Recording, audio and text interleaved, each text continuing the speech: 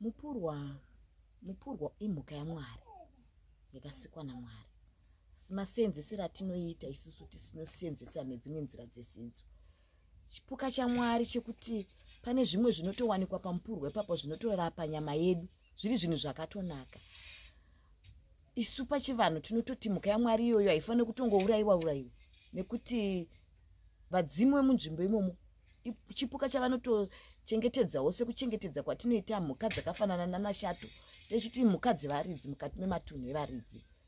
Kuzoita vamwe mipurwa vanoitora vachiishandisa zvakaipa, kuigadzika mweya yevafi, voita zvikwambo, voishandisa kuitisa ivo makona avo, vachigadzika mweya yevafi kuti vakwanise kunge vachishandisa kuita zvinhu zviri divi rakaipa. Asi mupurwa chinhu chakatonaka, imhuka yaMwari, imhuka yemusango, imhuka inogarawo mumvura, imhuka yaMwari mupurwa nevadzimu. Vanhu tisu takaipa tinoutora touitisa mabasa akaipa, asiriwo aunofanira kunge achiita, nekuti mupurwa une zvinorapa munhu, zvinoita kuti munhu apone pauri. Mabasa andinoziva anoitwa nemupurwa. Vanotora mweya wevafi vougadzika pamupurwa uri kuzvifambira. Mupurwa uya wakuchishandiswa kuitwa makona kana zvikwambo, wakuita mabasa akaipa. Mweya unenge waiswa pamupurwa iwoyo ndo wakushanda zvakaipa. Asi iwo mupurwa chiri chinhu chakanaka, wakutoshandiswa. Kune vari kutoita zvinhu zvakaipa nemupurwa. Kazhinji kacho mhuka inonzi mupurwa haingobatike kuti waitakura waita zvaunoda. Ukaona watongoibata wakutoita zvaunoda naye, kuti unogona kufamba naye yakasvinura inayo mumaoko mako, kureva kuti une ushinwa hwawaita kuti ugone kuitakura kuti ufambe nayo mupurwa. Vamwe vanoibata, vamwe vanotodya. Chipuka chinotodyiwa, vamwe vanotochidya mupurwa uyu, vamwe vanodya.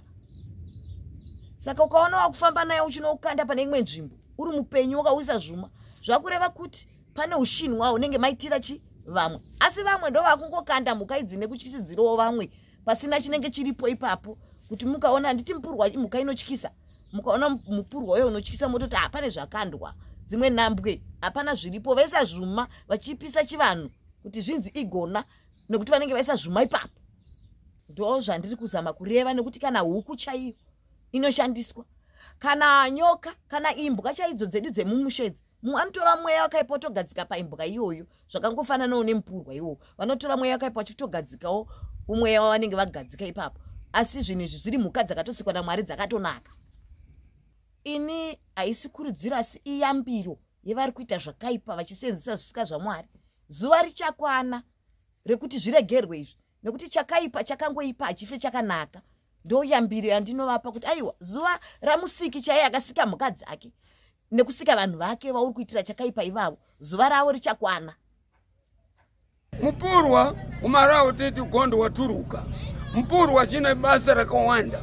Chinoenda kupi mupurwa wese kana pachiita mheni. Mupurwa unotokana kwa kutorwa kuiswa pamheni ipapo. Ukashama kudai mheni yabuda. Mupurwa plus mupurwa izvozvi kana isusu tichiushandisa togona kutuma mupurwa kuti enda kubasa. Unoona vanhu vaone kuti iwe wasvika. Kana chipinga vechikwereti ndiwo watinotuma.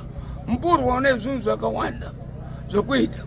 Kana ukada mupurwa uya unotumwa kunokama mombe dzevanhu.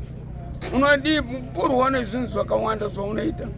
Plus kana uri munhu vekumarawo chaiwo ukaona mupurwa unofanirwa kutotya kuti zvina zvisina kuninimira mushi, nekuti ndigondo waturuka.